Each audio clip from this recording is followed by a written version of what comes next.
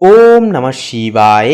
ধনু রাশি তথা ধনু লগ্নের জাতক জাতিকাদের জন্য 27 এপ্রিল থেকে 30 এপ্রিলের এই সময়কালে আপনাদের জীবনে ঘটবে মহা বিস্ময়কর পরিবর্তন। আপনাদের জীবনে একাধিক দিক জুড়ে আসবে সাফল্য। আপনারা যেই সমস্ত কাজে হার স্বীকার করেছিলেন, এবার কিন্তু আপনাদের জীবনে সেই সমস্ত সফলতা ফেরত পাওয়ার পালা। আপনারা দীর্ঘদিন ধরে যেই সমস্ত কাজে ফুল কনফিডেন্সলি এবং ডেডিকেশন মাফিক কাজ করা সত্ত্বেও যে একটা নেগেটিভ ফলাফল পাচ্ছিলেন, কোনো মতেই আপনাদের ভাগ্য আপনাদের সাথ দিচ্ছে না, কোনো কাজে উন্নতি দেখতে পাচ্ছেন না, সম্পর্কের মধ্যে লাগাতার তিক্ততা এবং সমস্যা আসতেই রয়েছে, সন্তানদের দিক থেকে পজিটিভ আপনারা কোনো ফলাফল পাচ্ছেন না, বা তাদের দিক থেকে আপনারা খুব একটা সুবিধাজনক কিছু খবর পাচ্ছেন না, সেই সমস্ত দিক থেকে একটা পজিটিভিটি কিন্তু জীবনে বয়ে আনবে সপ্তমস্ত বৃহস্পতির অবস্থান এবং পঞ্চমস্ত উচ্চস্থ শুক্রের প্রভাব। কারণ বন্ধুরা, এই 27 এপ্রিল থেকে 30 এপ্রিলের এই সময়কালে আপনাদের ক্ষেত্রে কিন্তু একাধিক দিক থেকে শুভ পরিণয় পরিবর্তন আনবে আপনাদের সপ্তম ঘরে অবস্থানরত বৃহস্পতির প্রভাব। এই যে অবস্থান, এই অবস্থান নির্দেশ করছে যে আপনার জনপ্রিয়তা যেমন বৃদ্ধি পাবে, অংশীদারিত্বের কাজে আপনি মানুষের পূর্ণ সহযোগিতা ও শ্রদ্ধা লাভ করবেন। জীবনসঙ্গীর পরামর্শ এই সময় আপনার জন্য আশীর্বাদ স্বরূপ হয়ে দাঁড়াবে। এছাড়াও যে বিষয়টি লক্ষ্য করা যাবে যে পঞ্চমস্ত উচ্চস্থ যে শুক্রের অবস্থান থাকছে, যার কারণে পঞ্চম ঘরে শুক্রের এই রাজকীয় অবস্থান আপনার সৃজনশীলতা ও বুদ্ধিকে শানিত করবে। এটি মূলত ইচ্ছা পূরণ এবং সুখবর পাওয়ার একটা কিন্তু সংকেতও দিচ্ছে আপনাদেরকে। শিক্ষার্থীদের জন্য এই 4 থেকে 5টি দিন অত্যন্ত উদ্দীপনামূলক হবে। পঞ্চমস্ত যে উচ্চস্থ শুক্রের প্রভাব থাকছে, যার কারণে যারা শিল্পকলা, সঙ্গীত, মিডিয়া বা ডিজাইন নিয়ে পড়াশোনা করছেন, আপনারা বিশেষ সাফল্যের মুখ দেখবেন। তৃতীয়স্থ বুধ ও মঙ্গলের প্রভাবে যারা টেকনিক্যাল বা প্রতিযোগিতামূলক পরীক্ষার প্রস্তুতি নিচ্ছেন, আপনাদের একাগ্রতা দারুণভাবে বাড়বে।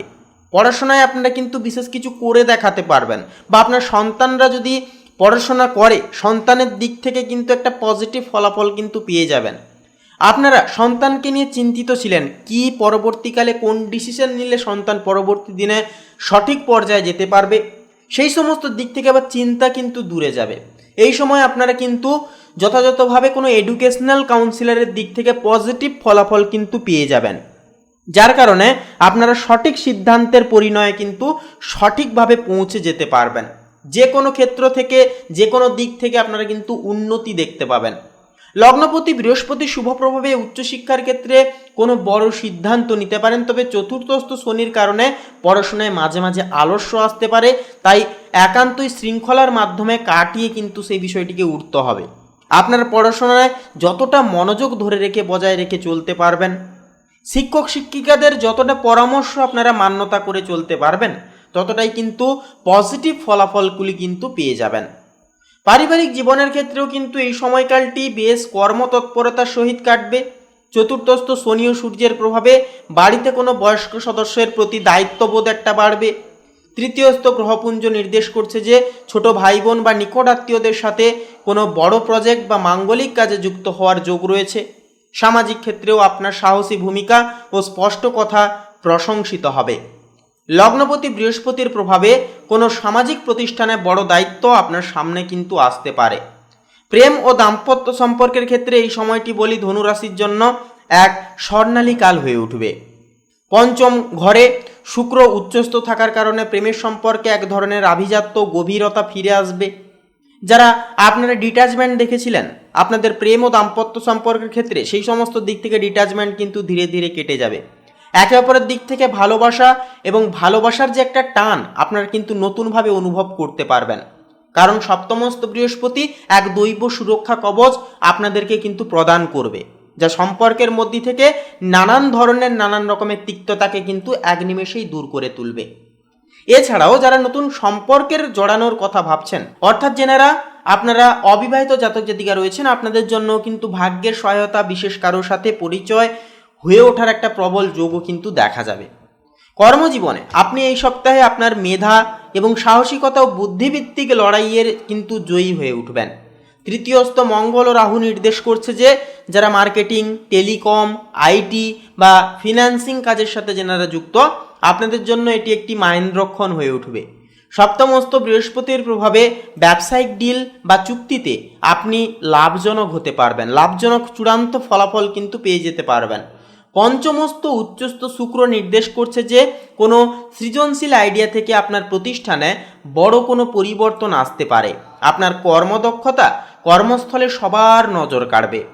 আর্থিক ব্যবস্থাপনার ক্ষেত্রেও 27 থেকে 30 এপ্রিলের এই বিশেষ সময়কালটি আপনার জন্য অত্যন্তই শুভ। পঞ্চমস্থ উচ্চস্থ শুক্রের প্রভাবে সৃজনশীল প্রজেক্ট বা হঠাৎ কোনো বিশেষ উৎস থেকে অর্থপ্রাপ্তির যোগ একটা কিন্তু রয়েছে। সপ্তমস্থ বৃহস্পতির প্রভাবে ব্যবসায়িক আয়ের প্রবাহ কিন্তু স্থিতিশীল থাকবে।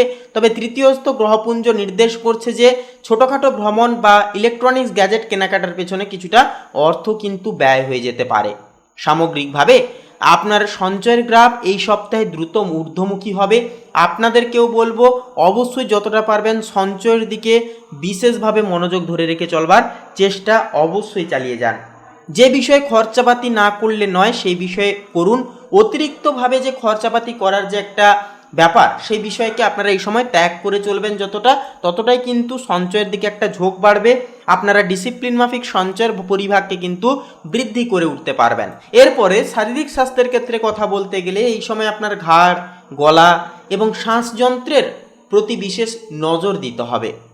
এছাড়াও তৃতীয় ঘরে তেজস্বী গ্রহদের প্রভাবে সামান্য স্নায়বিক অস্থিরতা একটা দেখা যেতে পারে। তবে লগ্নপতি বৃহস্পতি আপনাকে মানসিকভাবে অত্যন্ত শান্ত, আত্মবিশ্বাসী ও আধ্যাত্মিকময় রাখবে।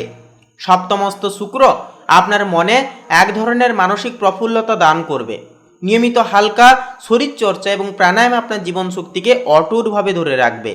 এছাড়াও বন্ধুরা, যে বিষয়বস্তুটি এই সময় লক্ষ্য করা যাবে যে এই সময় কিন্তু একান্তই আপনারা যেনারা দীর্ঘদিন ধরে কোনো রকম কোনো জটিল এবং বড় কোনো সমস্যায় জড়িয়েছিলেন, বর্তমান সুস্থ আছেন, তবুও বলবো ডাক্তারি পরামর্শের সুবাদে অবশ্যই চলবেন। নিয়মিত খাবার দাবারের দিক থেকে একটু সচেতন থেকে চলবেন। অবশ্যই সময় মতো বিশ্রাম নেবেন, সময় মতো জলপান করবেন, পরিমিত আহার গ্রহণ করবেন। এছাড়াও সবচাইতে গুরুত্বপূর্ণ বিষয় যেটি হচ্ছে যোগব্যায়ামের দিকে বেশি করে ঝোঁক বাড়ানোর চেষ্টা এই সময় আপনারা অবশ্যই করবেন। এছাড়াও প্রাণায়াম তথা মেডিটেশনের দিকে অবশ্যই ঝোঁক বাড়ান, মানসিক স্বস্তিও কিন্তু এই সময় অনেকখানি ফিরে পাবেন। তো বন্ধুরা, আজকের এই পর্বটি এই পর্যন্ত। আজকের এই পর্বটি আপনাদের কেমন লাগলো বা এই বিষয়ে আপনাদের মনে যদি কোনো রকম কোনো প্রশ্ন থাকে, জানার থাকে, অবশ্যই কমেন্ট করে লিখে জানাতে ভুলবেন না। এছাড়াও নিজেদের শ্রদ্ধা ও ভক্তি ভরে অবশ্যই একটিবার লিখে যাবেন ওম নমঃ শিবায়, হর হর মহাদেব, জয় দেবাদিদেব মহাদেবের জয়। অবশ্যই কমেন্টে শ্রদ্ধা ও ভক্তি ভরে অবশ্যই লিখে যাবেন। এছাড়াও আমাদের এই ভাগ্যবিচার চ্যানেলটিকে বন্ধুরা সাবস্ক্রাইব করে পাশে থাকতে ভুলবেন না। আপনারা ভালো থাকুন, সুস্থ থাকুন, সচেতন থাকুন।